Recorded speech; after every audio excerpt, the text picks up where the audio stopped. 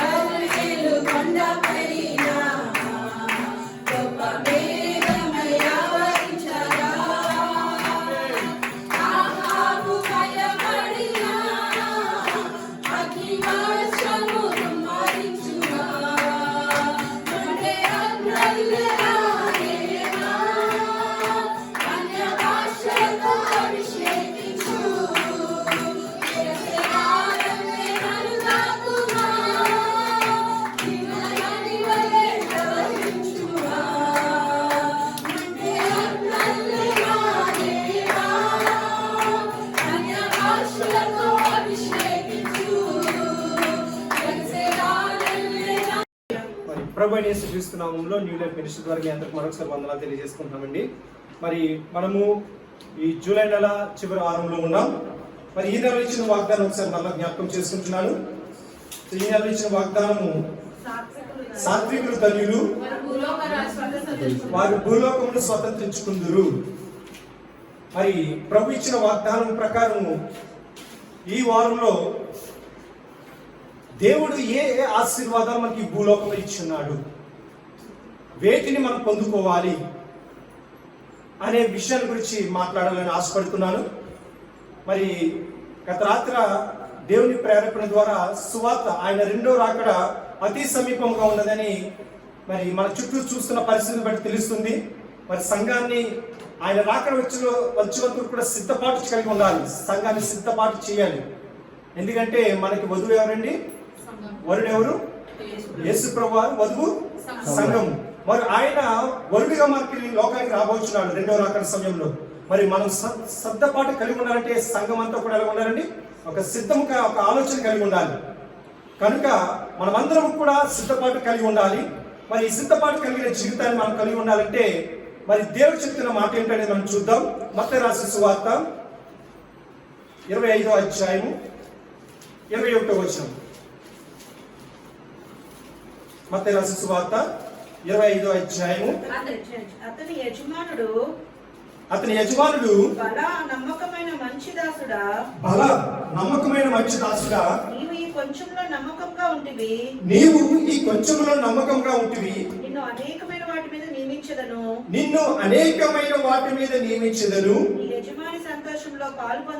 నీ యజమాని సంతోషంలో పాలు పొందుమని అతనితో చెప్పాను. చిన్న ప్రార్థన చేసుకుందాం.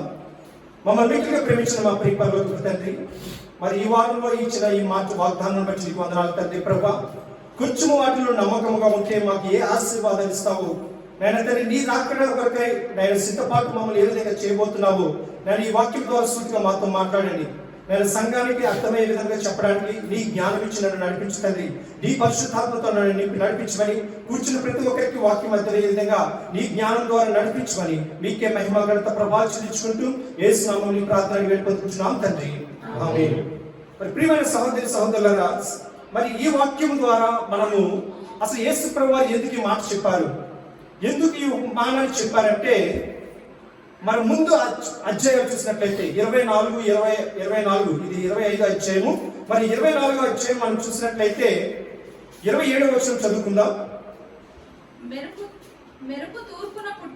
మెరుపు తూర్పున పుట్టి పడమటి వరకు ఎలాగు కనబడును అలాగే మనిషి కుమారుని యొక్క రాకడ ఉండును. మరి యేసు ప్రభువారు ఆయన యొక్క సమయము దగ్గరగా ఉన్నదని తెలుసుకుని మరి ఆయన వెళ్తున్నారు. మరి మరలా మన కొరకైన రాబోతున్నారు. అదే రెండవ రాకడ. మరి రెండవ రాకడ సమయంలో మనం ఎలా ఉండాలి?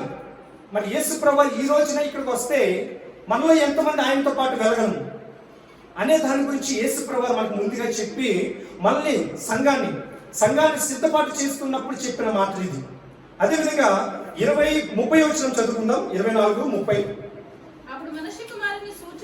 అప్పుడు మనిషి కుమారుని యొక్క సూచన ఆకాశమందు కనబడును. అప్పుడు మనిషి కుమారుడు ప్రభావముతోను మహామహిమతోను ఆకాశ మేఘరుడై వచ్చుట చూచి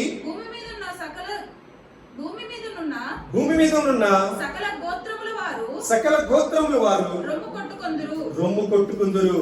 చూడండి, దేవుడి రాకడ సమయంలో మరి సకల గోత్రముల వారు విడవబడతారు. అంటే వారు దేవుని నమ్ముకోలేని వారు ఏం చేస్తారంటే, అయ్యో దేవుడి రాకడ అప్పుడే వచ్చేసింది అని రొమ్ము కొట్టుకుంటూ ఏడుస్తుంటారంట. మరి అటువంటి పరిస్థితి మనకి రాకుండా యేసు ప్రభువారు మనకి ఏం చెప్పారు? అలాగే 44వ వచనం మనం చదువుకుందాం. మీరు కొనని అంటే మనం ఊహించని, మీరని కొనని గడియలో మనుష్య కుమారుడు వచ్చును కనుకనే మీరును సిద్ధముగా ఉండుడి. మనం అనుకుంటాం ఇంకా దేవుడు రావడానికి ఒక 5 సంవత్సరాలు ఉందేమో, 10 సంవత్సరాలు ఉందేమో అని అనుకుంటాం. కానీ ఇక్కడ వాక్యం ఏం సెలవిస్తుందంటే, మీరు అనుకునే సమయం కాదంటే, మనం అనుకునే సమయంలో దేవుడు రాడు. ఆయన వెంటనే ఏ క్షణమైనా రావచ్చు. మరి ఆయన రాకడ వచ్చిందంటే మనం ఎలా ఉండాలి అనే దాని గురించి వివరణిస్తూ ఆయన చెప్పిన మాట 25వ అధ్యాయంలో చూసినట్లయితే, మరి మొదటి వచనం నుండి అక్కడ మనకు ఒక ఉదాహరణ, ఒక ఇలిస్ట్రేషన్ చెప్పినారు. సిద్ధపడిన కన్యకులు, బుద్ధి కలిగిన కన్యకులు, బుద్ధి లేని కన్యకుల గురించి చెప్తున్నారు. మరి మనందరికీ తెలుసు, బుద్ధి కలిగిన కన్యకులు ఏం చేశారు? డ్యూటీల్లో నూనె పట్టుకుని సిద్ధంగా ఉన్నారు. బుద్ధి లేని కన్యకులు ఏం చేశారు? కన్యకులు ఏం చేశారు? మామూలుగా వచ్చేసారు. మామూలుగా వచ్చేసిన తర్వాత ఆయన రాకడ సమయం, పెళ్లి కుమారుడు వచ్చే సమయానికి వారి దగ్గర దివిటీల్లో నూనె అయిపోయింది. మరి దేవుడి యొక్క రాకడ సమయంలో కూడా మనం అలా ఉండకుండా మనం సిద్ధపాటు కలిగి ఉండాలని చెబుతూ ఈ కింద మనం చదువుకున్న ఈ అధ్యాయం 25వ అధ్యాయంలో మరి 21వ వచనంలో మనం చూసినట్లయితే ముగ్గురు వ్యక్తుల గురించి మాట్లాడుతూ అక్కడ దేవుడు ఒక ఉపమానాన్ని చెప్తున్నాడు. ఆ ఉపమానం ఏంటంటే మరొకసారి మనం చదువుకుందాం. మనం 14వ వచనం, 25వ అధ్యాయం 14వ వచనం. పరలోక రాజ్యము ఒక మనుషుడు దేశాంతరమునకు ప్రయాణమై తన దాసులను పిలిచి తన ఆస్తిని వారికి అప్పగించినట్లుండను. చూడండి ప్రియమైన సహోదరి సహోదరులారా, ఇక్కడ ఒక మనుషుడు అంటే ఎవరండి? ప్రభువైన యేసుక్రీస్తు వారు. ప్రభువైన యేసుక్రీస్తు వారు భూలోకంలో ఉన్నారండి. ఈ భూలోకం మీద ఆయన జీవించారు. ఆయన ఇక్కడ నుండి ఎక్కడికి ప్రయాణం అయ్యారు? పరలోక రాజ్యానికి ప్రయాణం అయ్యారు. ఆ పరలోక రాజ్యానికి ప్రయాణం అయినప్పుడు అక్కడ ఏం చేశాడంట? తన దాసులను పిలిచి, అంటే ఎవరిని? మనల్ని కూడా పిలిచి అక్కడ ఏమి ఇస్తున్నారు? తన ఆస్తిని ఇస్తున్నారు. మనందరం అనుకుంటాం ఆస్తి అంటే ఏంటి? అంతస్తులు, డబ్బు, బంగారం అనుకుంటాం. కానీ దేవుడిచ్చిన ఆస్తి ఏంటో మనం తెలుసుకుందాం ఈ రోజు. మరి తన ఆస్తిని ఇచ్చి వారికి అప్పగించి ఆయన ఏమి వెళ్ళిపోయాడండి? దేశాంతరం వెళ్ళిపోయాడు. అయితే మనం ఇక్కడ ముగ్గురు వ్యక్తులు చూస్తున్నాం. మూడు రకాల వ్యక్తులు.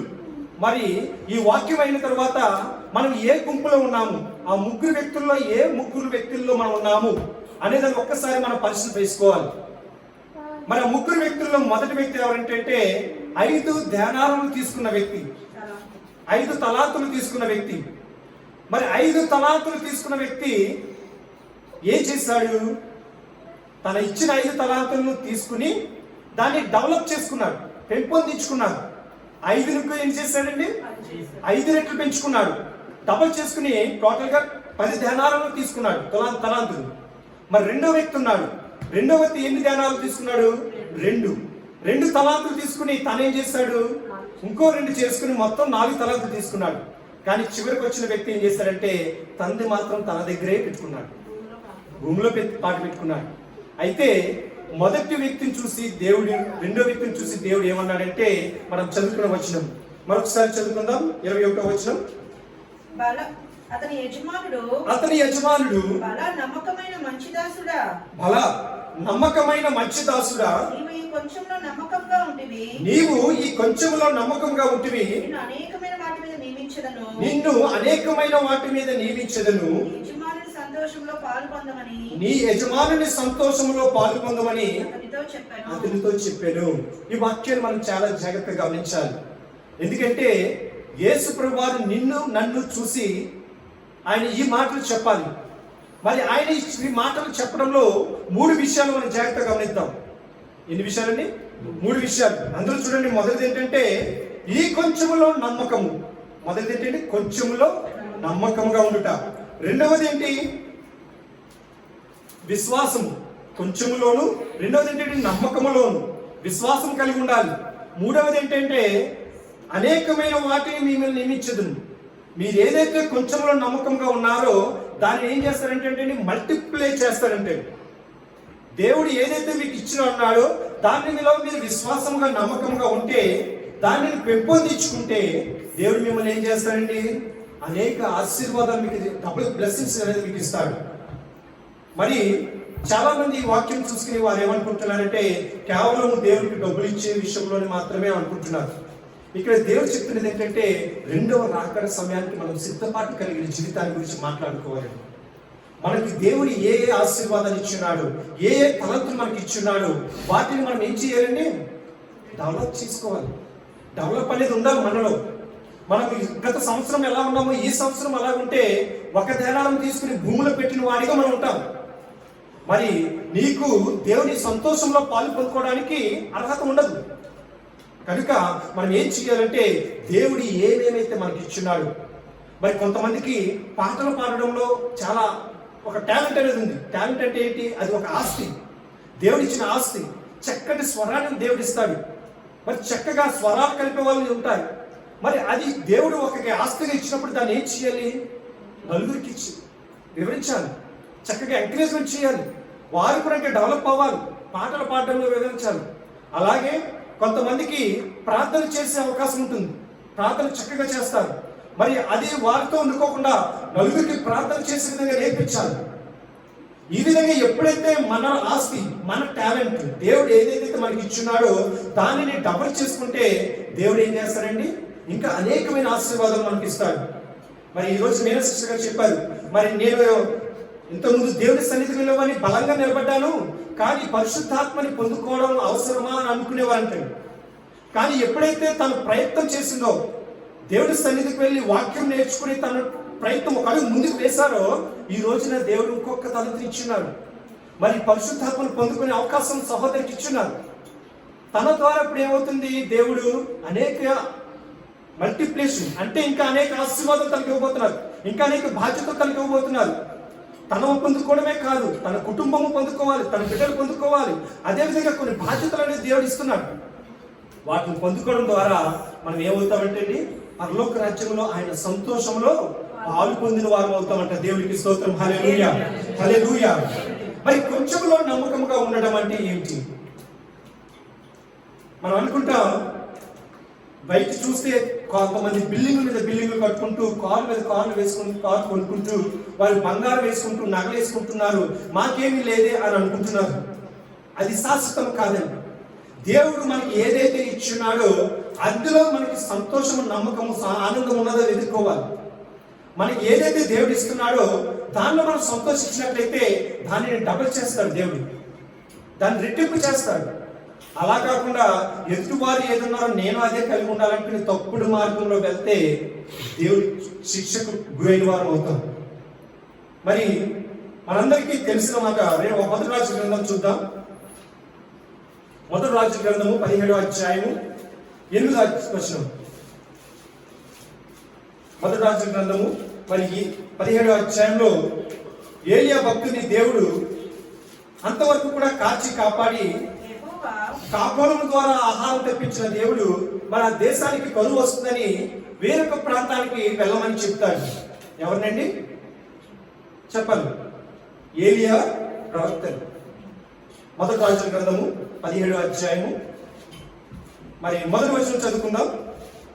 అంతటా గిలాదు కాపురస్తుల సంబంధియును తిష్బీయుడైన ఏలియా అహాబు నొద్దకు వచ్చి, ఎవరి సన్నిధిని నేను నిలబడి ఉన్నానో ఇశ్రాయేలు దేవుడైన ఆ యెహోవా జీవముతోడు నా మాట ప్రకారం కాక ఈ సంవత్సరంలో మంచి వర్షము పడనని ప్రకటించెను. ఆ విధంగా దేవుడు చెప్పిన మాటను బట్టి అతని శిక్షకు ఆ రాజు యొక్క అహాబు చేతిలో గురి కాకుండా మరి తను వెళ్ళి ఒక చోట దాక్కున్నప్పుడు అక్కడ దేవుడు ఆహారం ఇచ్చి నడిపించాడు. అది మనందరికీ తెలుసు.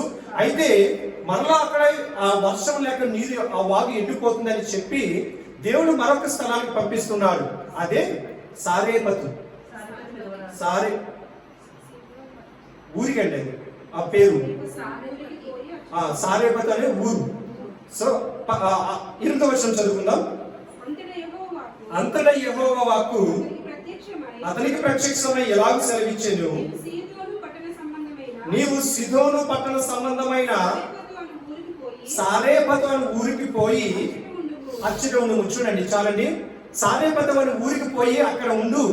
అక్కడ ఏమవుతుందంటే ఒక విధవరాలు ఉంటుంది, ఆ విధవరాల దగ్గరికి వెళ్ళి నువ్వు ఉండు, నేను నిన్ను అక్కడ పోషిస్తాను అని చెప్పాడు దేవుడు. ఈయన ఏం చేశాడు? ఏలియా భక్తుడు దేవుడు చెప్పిన మాట ప్రకారం ఆ ఊరికి వెళ్ళాడు. ఆ ఊరికి వెళ్ళినప్పుడు ఆ ఊరికి వెళ్తుండగానే దేవుడు చెప్పిన మాట ప్రకారము విధవరాలు తన ఎదురుగా రాబడి జరగడం జరిగింది.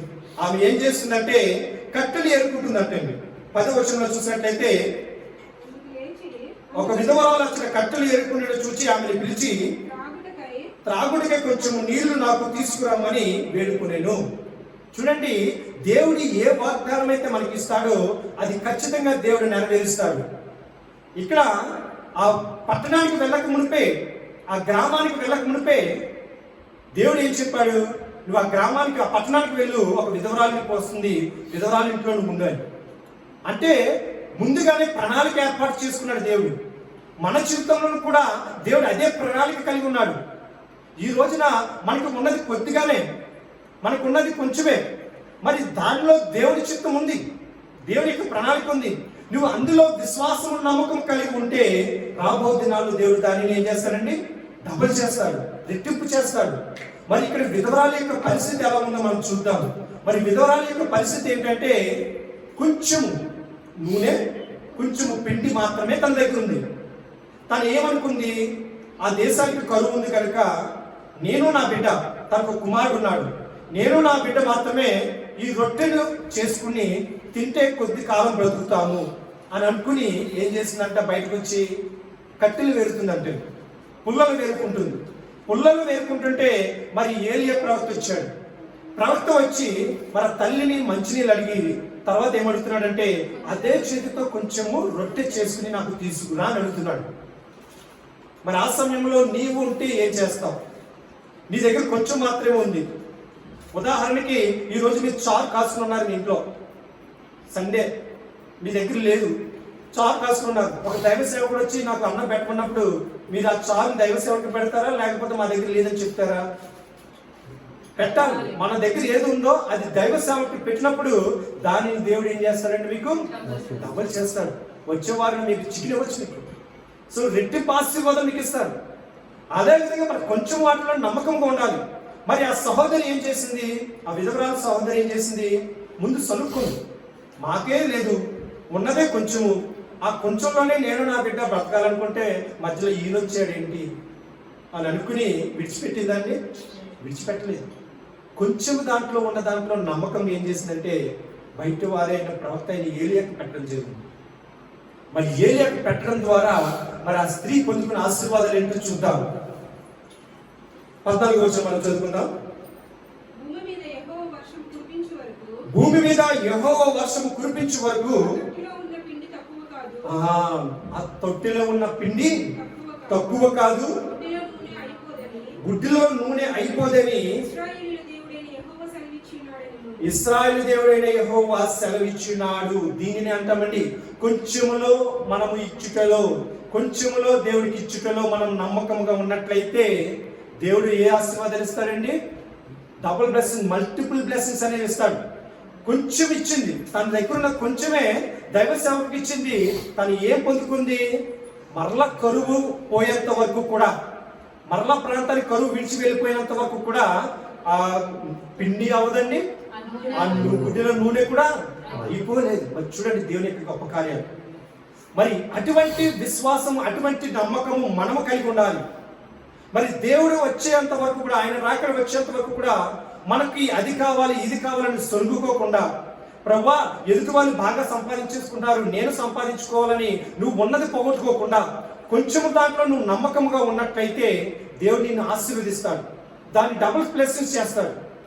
మరి ఈ విధంగా ఆ విధవరాలు ఏం చేసిందంటే తనకు ఉన్న కొంచెం దాంట్లో ఇవ్వడం ద్వారా తన అధికమైన ఆశీర్వాదాన్ని పొందుకోవడం చూసింది. అయితే మన భాగంలోకి వద్దాం, మన వాక్య భాగంలోకి వద్దాం. అసలు దేవుడు ఆస్తి అనేది మనకి ఏమి ఇచ్చాడు చెప్పాలి? ఆస్తి రూపంలో దేవుడు మనకి ఇచ్చింది ఏంటి? అది లోకానుసరమైన బిడ్డలు అనేది మనకి ఆస్తి. అది ఏంటంటే మరి ఈ రోజున మీరు ఏది సంపాదించుకున్నారో అది తర్వాత ఎవరికి వెళ్ళాలి? బిడ్డలకి వెళ్ళాలి. అది లోకానుసరమైన ఆస్తి. కానీ అంతకంటే విలువైనది, అంతకన్నా గొప్పది, అంతకన్నా భాగ్యమైనది దేవుడు మనకి ఇచ్చింది ఏంటంటే సాల్వేషన్. దేవుడు ఇచ్చింది రక్షణ. రక్షణ ఆయన యొక్క ప్రాణాన్ని పెట్టి, ఆయన యొక్క శరీరాన్ని మన కొరకు నలగొట్టబడి, ఆయన తన ప్రాణాన్ని సన్నిధిలో మనుషులందరి మధ్యలో మన కొరకు ఇచ్చి మనం రక్షించాడు. మరి ఆ రక్షణ మనం చూద్దాం. ఎఫెసీయులకు రాసిన పత్రిక 2వ అధ్యాయము 8వ వచనం. దేవుడు ఇచ్చిన ఆస్తి ఏంటో చూద్దాం, మనం ఏమి పెంపొందించుకోవాలో చూద్దాం. ఎఫెసీయులకు రాసిన పత్రిక 2వ అధ్యాయము 8వ వచనం. మీరు విశ్వాసం ద్వారా కృపచేతనే రక్షింపబడి ఉన్నారు. ఇది మీ వలన కలిగినది కాదు, దేవుని యొక్క వరమే. సో దేవుడు ఇచ్చిన ఆస్తి ఏంటంటే మనకి రక్షణ. రక్షణ దాని ముందు 2 మాటలు ఉన్నాయి. ఏంటంటే అవి విశ్వాసము, కృప. ఈ 3 దేవుడు మనకి ఇచ్చింది. విశ్వాసము, కృప, రక్షణ. మనం రక్షింపబడాలంటే, మనం రక్షణ పొందాలంటే దేవుని యొక్క కృప మనకు అవసరం. దేవుని యొక్క విశ్వాసంలో మనం ఉండాలి. అది ఉంటేనే ఈ రక్షణ అనేది మనకు వస్తుంది. రక్షింపబడిన ద్వారానే మనం ఏమవుతామండి, బ్లెస్సింగ్స్ అనేది పొందుకుంటాం. మరి ఈ రక్షణ సువార్త అనేది మనం ఎలా చేయాలంటే, మరి సహోదరులు తీసుకున్న నిర్ణయం నిజంగా నేను గత రాత్రి ఏ వాక్యం అయితే ప్రిపేర్ అయ్యానో అదే సాక్షి రూపంలో మీకు చెప్పడం జరిగింది. మరి రక్షణ అనేది మీతో ఆగిపోకూడదు. దాన్ని ఏం చేయాలి, మనం సంవత్సరం జనులకు వెళ్ళి ప్రకటన చేయాలి. బూదిగంతం వరకు కూడా సువార్త అనేది ప్రకటింపబడాలి. దాన్ని అదే అంటున్నాం. ఏదైతే మనకి దేవుడు ఇచ్చాడో, తలంతులు ఏదైతే ఇచ్చాడో దాన్ని అక్కడితో నొక్కి పెట్టకూడదండి. దాన్ని ఏం చేయాలి, డబుల్ చేసుకోవాలి. ఇప్పుడు 5 తలాంతులు తీసుకున్నాడు, 5 బంగారు దానాలు తీసుకున్నవాడు ఏం చేశాడు, 10 బంగారు దానాలు చేశాడు. మరి దేవుని యొక్క రక్షణ స్వార్థ నీకు నాకు ఇచ్చినప్పుడు మనం ఏం చేయాలి, దానిని ఎదుటి వారికి పంచాలి. ఎదుటి వారికి పంచి దాన్ని రెట్టింపు చేసినప్పుడు దేవుడు మనకు అనేక ఆశీర్వాదాలు ఇస్తాడు. దాన్ని ఇచ్చడం ద్వారా మనకి మల్టిప్లైన్, మనల్ని ఇంకా అనేక కార్యక్రమాలు మనకు దేవుడు ఇస్తాడు. ఇంకా ఆయన యొక్క బాధ్యత మనకి ఇచ్చి ఆయన యొక్క సంతోషంలో మనం పాల్పంచుతాడు. మరి అదేవిధంగా విశ్వాసము మనకి మెయిన్ ముఖ్యమైనది ఏంటంటే విశ్వాసం ఒకటి, కృప ఒకటి. మరి చూడండి, ఇక్కడ మొదటి వ్యక్తి 5 ధ్యానాలు తీసుకున్నాడు. తను నమ్మకం లేకుండానే బయట పెట్టాడా? అక్కడ నమ్మకం అనేది ఉంది. నేను బయట పెడతా దీన్ని డబుల్ అవుతుంది అనే ఒక నమ్మకం తనకు ఉంది. ఆ నమ్మకమే మనకు కావాలి. మరి మూడోవాడు ఏం చేశాడు, ఆ నమ్మకం లేదు. తను ఏం చేశాడు, అయ్య బాబోయ్ ఈయన వచ్చి మరలా అడుగుతాను, అప్పుడు నేను ఇది పోగొట్టుకున్నాను అనుకో, ఆయన నన్ను ఏదైనా శిక్ష చేస్తాడేమో, నన్ను ఏదైనా కొడేస్తాడేమో, నన్ను ఏదైనా చంపేస్తాడేమో అనుకుని ఆయన ఏం చేశాడు, భయపడి ఉన్నదాన్ని కప్పిపెట్టుకున్నాడు. తనకి విశ్వాసం లేదు, నమ్మకం లేదు, ధైర్యం లేదు. కానీ మొదటి వ్యక్తి, రెండో వ్యక్తి ఏం చేశారంటే తనకు కలిగిన దాంట్లోంచి ధైర్యంగా ముందుకు వెళ్ళారు. ధైర్యంగా వెళ్ళి 5 ధ్యానాలను తీసుకున్న వాడు బయట పెట్టి దాన్ని డబల్ చేశాడు. మరి అదే విశ్వాసం మనలో ఉండాలి. నా దేవుడు నాకు తోడుగా ఉన్నాడు, నన్ను విడిచిపెట్టాడు. ఒకవేళ నేను ఈ విషయంలో, నేను సువార్త నిమిషంలో బయటకు వెళ్తున్నట్లయితే నా దేవుడు నాకు సహాయం చేస్తాడు, నా దేవుడు నాకు ఉన్నాడు అనే ఒక విశ్వాసం మనలో ఉండాలి. మరి ఆ విశ్వాసం బట్టే అక్కడ 21వ వచనంలో మరొకసారి చూద్దాం. 21వ వచనంలో రెండో మాట ఏం చెప్తున్నాడు ఆయన, ముందు చదువుతుంది, దాని ముందు కొంచెములో నమ్మకము. ఆ నమ్మకం అనేది చాలా ముఖ్యమైనది. మనకి అతి కొరువుగా ఉండేది ఏంటంటే నమ్మకం అనేది. దేవుడు ఏదైతే ఇచ్చాడో దాంట్లో మనం నమ్మకం అనేది ఉంచడం. మన ఆ నమ్మకాన్ని మనం కోల్పోకూడదు.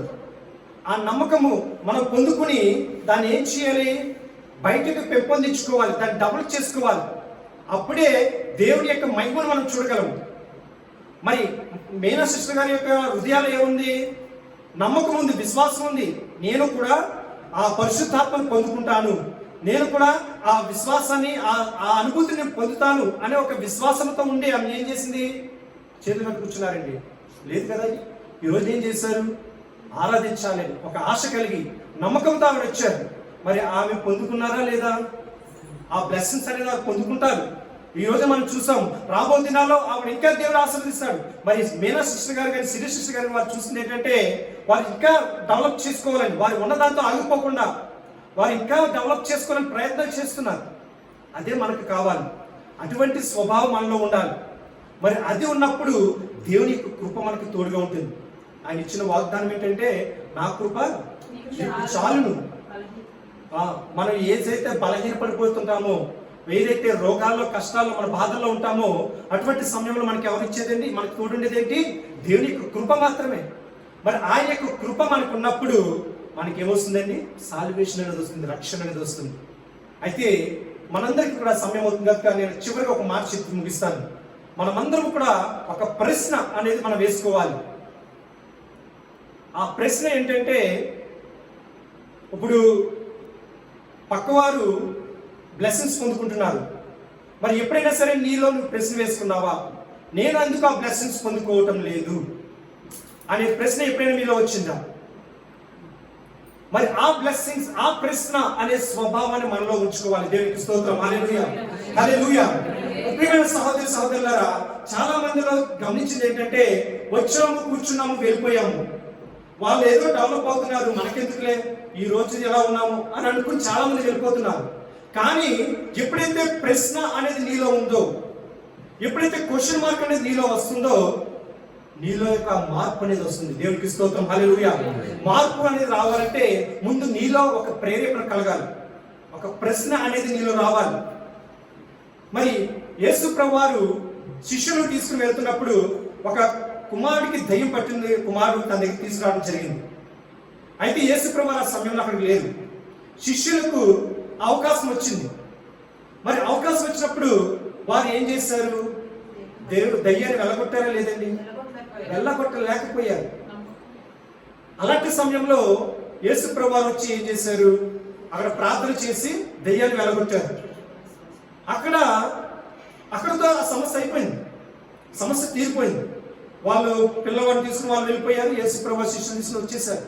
కానీ శిష్యులలో ఒక ఆలోచన రేగింది. ఏంటంటే ఆలోచన, ఎందుకు మేము ఆ దయ్యాన్ని వెళ్ళగొట్టలేకపోయాము? అటువంటి ప్రశ్న మనలో రావాలి. ఎందుకు నేను బ్లెస్సింగ్స్ పొందుకోలేకపోతున్నాను? ఎందుకు నేను ఆశీర్వాదం పొందుకోలేకపోతున్నాను? ఎందుకు పరిశుద్ధాత్మ నేను పొందలేకపోతున్నాను? ఎందుకు నేను నా కళ్ళారు నేను చూడలేకపోతున్నాను? ఎందుకు ఈ సమస్యలు ఎలా ఉండిపోయి ఉన్నాయి? ఈ సమస్యల పరిష్కారం నేను ఎందుకు చూడలేకపోతున్నాను అనే ఒక ప్రశ్న మీలో ఉంటే దేవుడు ఖచ్చితంగా మీలో పని ప్రారంభిస్తాడని దేవుడికి స్తోత్రం. హల్లెలూయా, హల్లెలూయా. ఇక్కడ శిష్యులలో అదే ప్రశ్న మొదలైంది. మరి మార్కు రాసిన సువార్త, సమయం లేదు కనుక నేను ముందుకు వెళ్తానండి. 9వ అధ్యాయము 29వ వచనం మనం చదువుకుందాం. యేసు ప్రభువు చెప్పిన మాట ఏంటో మనం చూద్దాం. అందుకు ఆయన, మార్కు రాసిన సువార్త 9వ అధ్యాయము 29వ వచనం. అందుకు ఆయన ప్రార్థన వలననే గాని మరి దేని వలనైనను ఈ విధమైనది వదిలిపోవుట సాధ్యము కాదని వారితో చెప్పాను. చూడండి, ఇక్కడ మన తెలుగులో అయితే ప్రార్థననే ఉన్నది. అది ఇంగ్లీష్ బైబిల్లో చూసినట్లయితే ప్రేయర్ అండ్ ఫాస్టింగ్, ఉపవాసం ఉండి ప్రార్థన చేయాలి. ఇక్కడ కూడా మనకు కొటేషన్ ఇచ్చారు చూడండి. ఆ అక్కడ కొటేషన్ లో కింద 2వ వచనం చూద్దాం. ఉపవాసం వలననే అని కూర్చబడినది. మరి ప్రార్థన చేసి, ఉపవాసం ఉండి ప్రార్థన చేస్తే అసాధ్యమైనవి కూడా సాధ్యపడతాయి. ఒకవేళ మనుషులకి అది సాధ్యపడకపోవచ్చు, కానీ దేవుడికి అది సాధ్యమే. దేవునికి స్తోత్రం. హల్లెలూయా, హల్లెలూయా. కనుక ప్రియమైన సహోదరి సహోదరులారా, మనకి ఏది జరగకపోయినా సరే, ఏది మన జీవితంలో చూడకపోయినా సరే, ముందు ప్రశ్న అనేది నీలో రావాలి. పర్వాలేదులే, ఈ రోజు ఇలా ఉంది కదా, ఇలా వెళ్ళిపోదాం అనే ఒక కాంప్రమైజింగ్ అనేది వద్దు.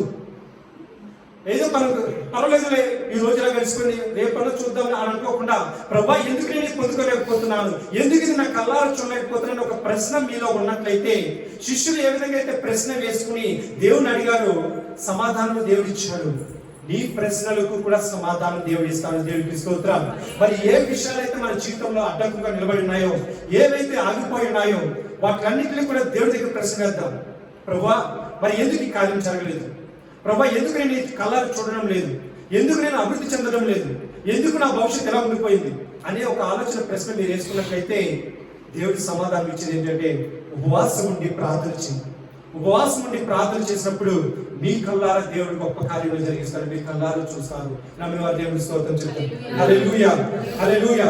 కనుక మనం 2వ రాకడ వచ్చేంత వరకు కూడా మనం ఎలా ఉండాలంటే, మనం ఎక్కడ వేసిన గొంగలి అక్కడే ఉన్నట్టుగా కాకుండా, దాని యొక్క అర్థం ఏంటండి? పెద్దవాళ్ళకి తెలుసు. ఎక్కడ వేసిన గొంగలి అక్కడే ఉంది అంటే అర్థం ఏంటండి? అభివృద్ధి అనేది రాదు. ఈ రోజు అలా ఉందో రేపు కూడా అలాగే ఉంటుంది. సో అటువంటి జీవితం మనకు కాకుండా దినదినము అభివృద్ధి చెందాలి. ఆ దినదినము అభివృద్ధి చెందితే పరలోకంలో ఉన్న తండ్రి ఏం చేస్తాడంటే సంతోషిస్తాడంటే, ఆనందిస్తాడు. మరి 5 ధనాలను తీసుకున్న వ్యక్తి మరి ఏ విధంగా అయితే 10 ధనాలను సంపాదించుకున్నాడు, మరి 2 ధనాలను తీసుకున్న వ్యక్తి ఏ విధంగా అయితే 4 డబుల్ చేసుకున్నాడో, అలా మన జీవితంలో దేవుడు ఏ అయితే బ్లెస్సింగ్స్ ఇచ్చాడో, ఏ అయితే ఆస్తులు ఇచ్చాడో, మరి సాల్వేషన్ అనేది మనలో పెంపొందించుకోవాలి. రక్షణ అనేది పెంపొందించుకోవాలి, మరి విశ్వాసం అనేది పెంపొందించుకోవాలి, మరి కృప అనేది మనం పెంపొందించుకోవాలి.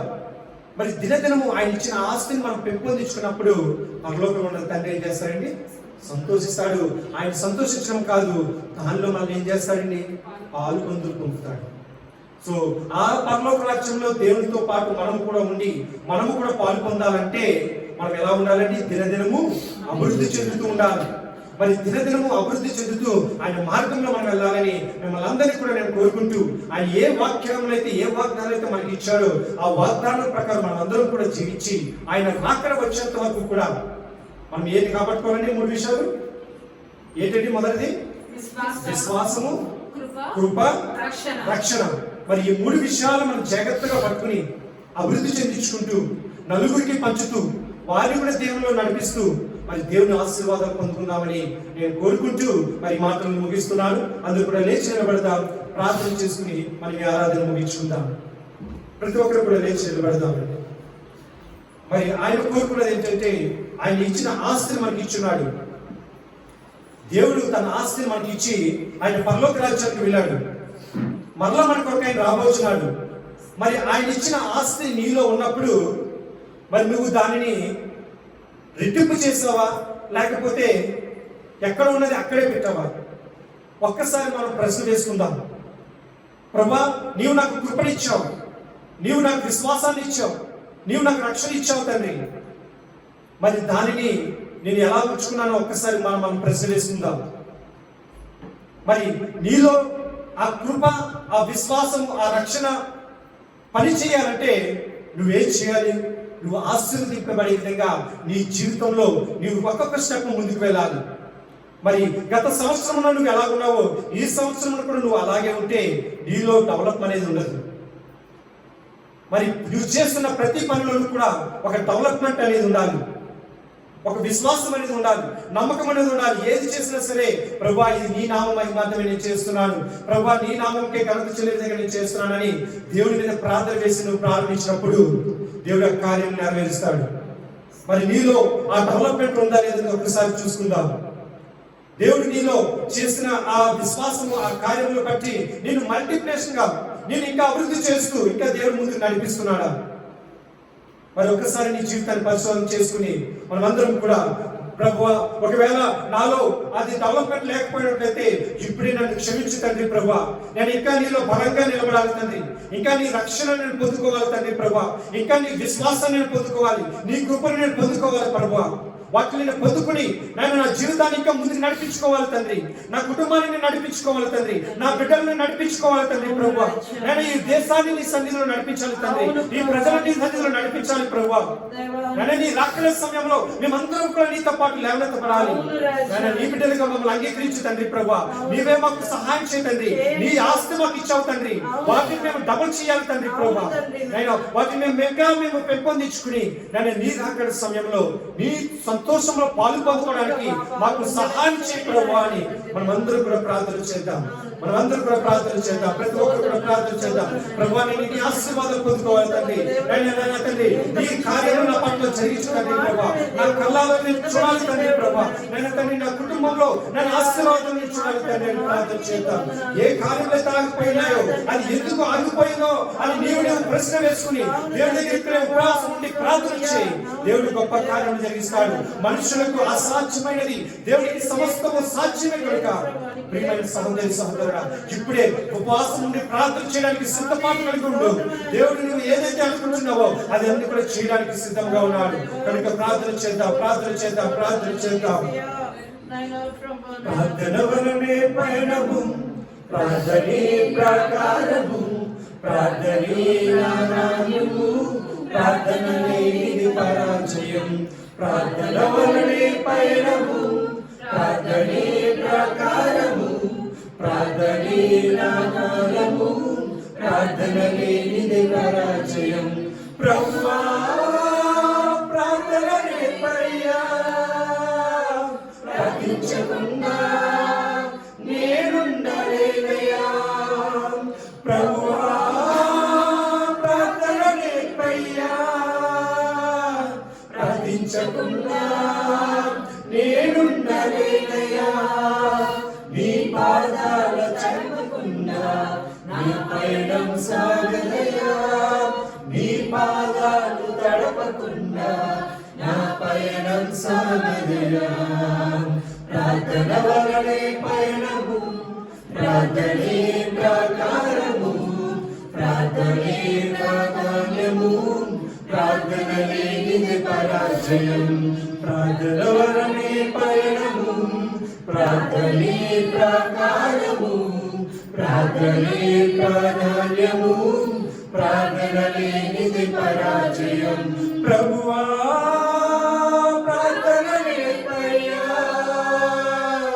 ప్రార్థించకుండా నేనుండలేనయ్యా ప్రభువా ప్రార్థన నేర్పయ్యా ప్రార్థించకుండా నేనుండలేనయ్యా నీ పాదాలు తడపకుండా నా పయనం సాగదయ్యా నీ పాదాలు తడపకుండా నా పయనం సాగదయ్యా అవును దేవా తండ్రి ప్రభువా నాయన నీ పాదాలు తడుపుకుండా నా ప్రయాణం సాగదు తండ్రి నాయన నాకు ప్రార్థన నేర్పించి తండ్రి ప్రభువా నాయన ఏ విధంగా ప్రార్థన చేయాలో నేను ఏ విధంగా నీలో అభివృద్ధి చెందాలో తండ్రి ప్రభువా ఏ విధంగా నేను నీ రక్షణని పెంపొందించుకోవాలి తండ్రి ఏ విధంగా నీ కృపను నేను అభివృద్ధి చెందించుకోవాలి తండ్రి ప్రభువా ఏ విధంగా విశ్వాసాన్ని పెంపొందించుకోవాలి తండ్రి ప్రభువా ప్రార్థన నేర్పించి తండ్రి ప్రభువా నాయన నీ సహాయం నాయచే తండ్రి ప్రభువా నీ కృపను భద్రపరచు తండ్రి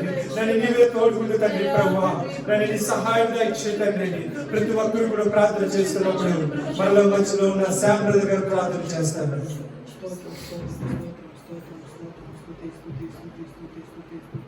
సర్వాధికారి అయిన దేవ నా తండ్రి దేవ ఈరోజు నా తండ్రి దేవ పురాతన ఆలయాన్ని సంఘాన్ని కనిపించిన స్తోత్రం ప్రభావం అదేవిధంగా నేను ప్రభావం ఇచ్చిన వాక్యాన్ని స్తోత్రం ప్రభావం మీరు దైవజంతో మాట్లాడిన ఆత్మదారు మరొక నా తండ్రి దేవాలను పనికి చేయండి మాట్లాడి పనికి చేయండి అదేవిధంగా నా తండ్రి దేవ ప్రభావం ఆరాధనలో దూరంగా వాక్యంతో స్తోత్రం అదేవిధంగా చిన్న బిడ్డలకు ఎక్కువ లక్ష్యంగా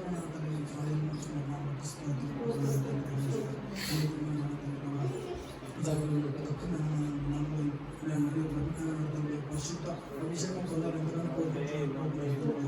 పరిశుద్ధ అభిషేకాన్ని బిడ్డకు దయచేసి ఈ సమయంలో శక్తి సామర్థ్యం నుంచి కూర్చొని ఈ నాలుగు ఎదుగుదలకు సహాయం చేకూర్చిన అందులో ఎంతగానో దీవించావు ప్రభుత్వం పంపించావు ప్రభుత్వం అదేవిధంగా సమయంలో ఏదైతే కార్యాలయం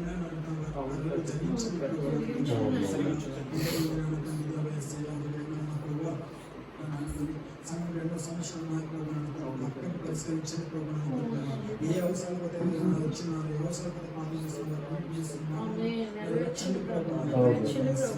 అదేవిధంగా చిన్న బిడ్డలైన తల్లి వేసి ప్రార్థనలో గంట బలపడే జ్ఞానం దయచేసి లోకానుసారం ఎప్పుడు చూడకుండా తల్లి నడుతున్న తిండి నడుతున్న పరిశుద్ధ పచ్చని ప్రోగ్రాం పోషకాహార చూడండి ప్రోగ్రాం తల్లి దేవ మీ జ్ఞానంతో తల్లి దేవ పై మంచి భవిష్యత్తు దయచేసి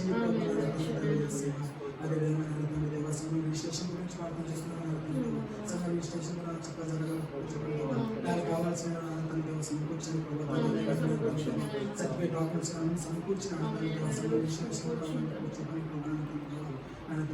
ప్రోగ్రాం ఈ పరిశుద్ధ అభిషేకాన్ని మనం ఎప్పుడు గురించిన ఈ పూర్ణాత్మతో పూర్ణ బలంతో చేకూరుస్తాను వచ్చిన ప్రభుత్వం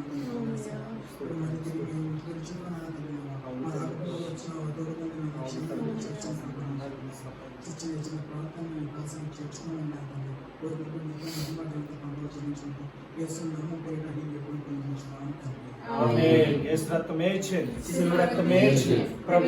సంపూర్ణ